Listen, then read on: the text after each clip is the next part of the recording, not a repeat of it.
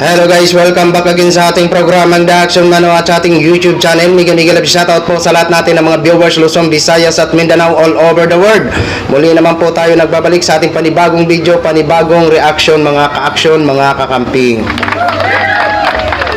So eto na ho mga ka-action, mga kakamping. Eto na, nagpaparamdam na talaga ang mga dating naninindigan. Hanggang ngayon ay nanindigan pa rin mga ka-action, mga kakamping. Noong 2022, nanindigan po sila kay Attorney Leni Robredo. Kahit ngayon, kakamping pa rin sila. So, eto ho mga ka-action, mga kakamping, no? Talagang marami na ho talaga, hindi lang sa mga ordinaryong Pilipino, sa mga sikat na mga tao, sa mga kilalang personalidad na tao, maging sa mga artista, mga tao. Eto ho mga ka-action. Dito nga po, kaka-endorse lang ni Nadine Nostri sa ML Party List, na kung saan ang first nominee ay si Attorney Laila De Lima, mamamayang liberal. Okay? Ito ho mga ka-action. May real talk talaga si Nadine Nostri. Talagang tinamaan number 1 dito si Sara Duterte. Sa kanyang real talk. Okay. So ito ho mga ka-action, basahin po natin ito mga ka-action, mga kakampeng ha. Ang kanyang naging quote card. Okay. So mag-a-attach po sa screen nang mabasa nyo naman po. Okay. Na makita nyo po.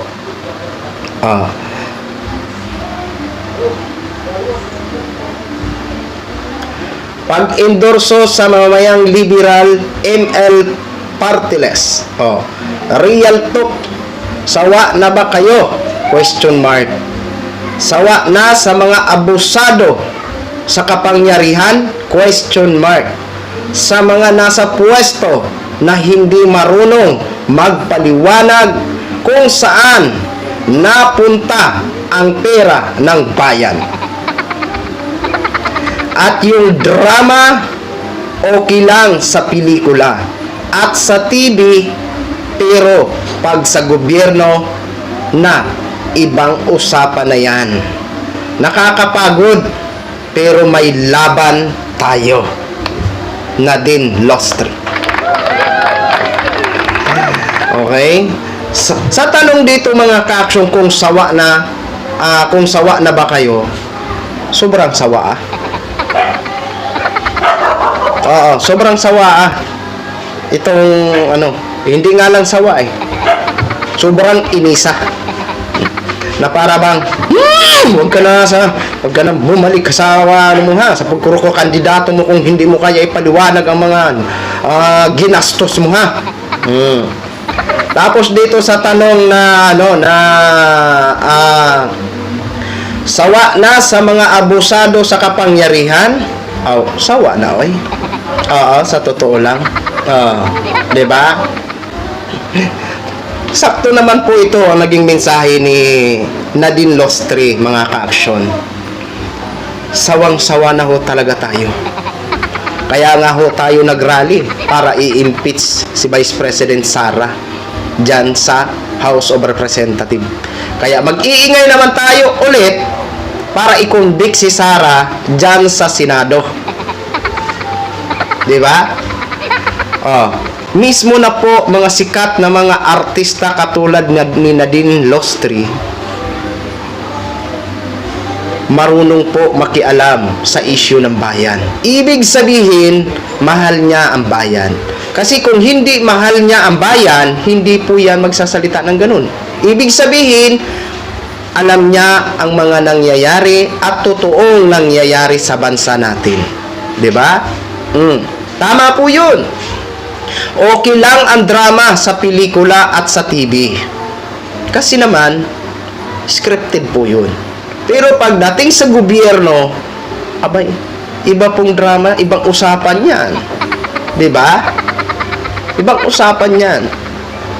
Kaya tayo po ay natutuwa na ang mga nanindigan noong 2022 na mga artista ay patuloy pa rin nanindigan at iniendorso ang ating mga manok. ang ating mga pambato sa Senado. Kaya kung gaano ho tayo nanindigan noon hanggang ngayon, sila din po ay kasama natin sa laban, sa biyahe ng ating mga pambato mula sa Kongreso hanggang sa Senado. Wala pong wala pong naghihiwalay sa mga kakamping. Buo pa rin ang mga kakamping. Kaya sa mga pro Marcos at iba pang mga kaalyado dyan, maraming salamat po sa inyong pagtitiwala sa aming mga pambato kung gusto nyo po sila. Okay? Panahon na para pumili, mga kaaksyon. Diba? Panahon na. Tayo talaga ang solusyon para magbago ang bansa natin. Yun lang ho mga ka-action, share ko lang ho sa inyo.